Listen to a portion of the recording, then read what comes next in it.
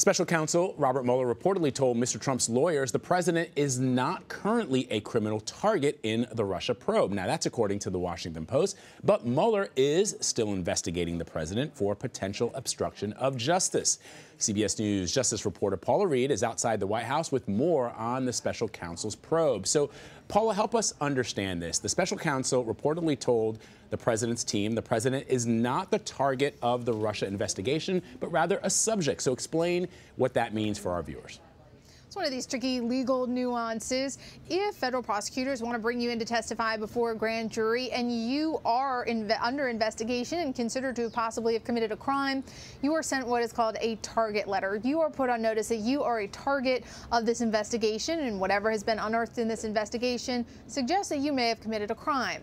But sources close to the special counsel probe tell me at this point there is no conclusion or not enough evidence to suggest that the president violated the law. So at this point, he is not considered a target. But make no mistake, his behavior, his actions, specifically during the firing of James Comey and his interactions with other top justice officials, those are still being investigated during this overall obstruction of justice aspect of the Russia investigation.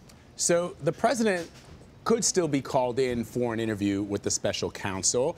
If so, what will Mueller's team be looking at?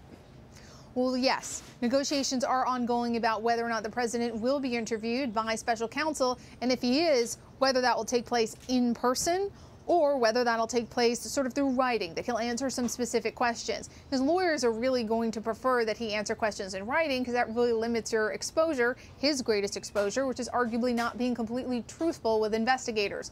But Vlad, in my previous reporting on the president, in depositions he did in his previous life as a businessman, he's very different than the man you see on Twitter, than the person you sometimes see behind that podium. He understands the risks. He's very straightforward. He's all business, if you will. So it's unclear who specifically we would show up, which version of the president they would get if he was to be interviewed in person by the special counsel.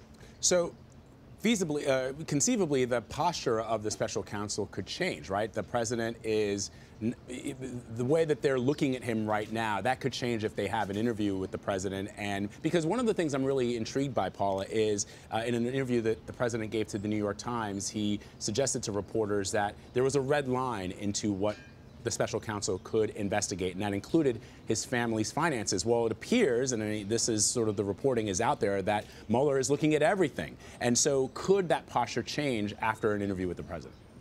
Absolutely. Let's go back to the terminology of, are you a target or are you just a subject where your behavior is being looked at?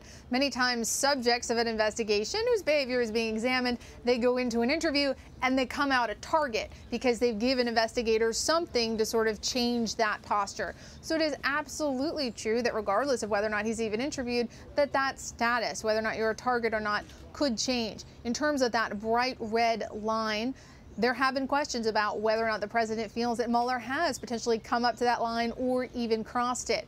One sign we got this week is this previously unseen memo from Deputy Attorney General Rod Rosenstein to Special Counsel Robert Mueller. Vlad, this memo, this was sent in August 2017, and it specifically authorized the special counsel to investigate former Trump campaign chairman Paul Manafort's any conspiracy or collusion that he engaged with in terms of the Russia investigation.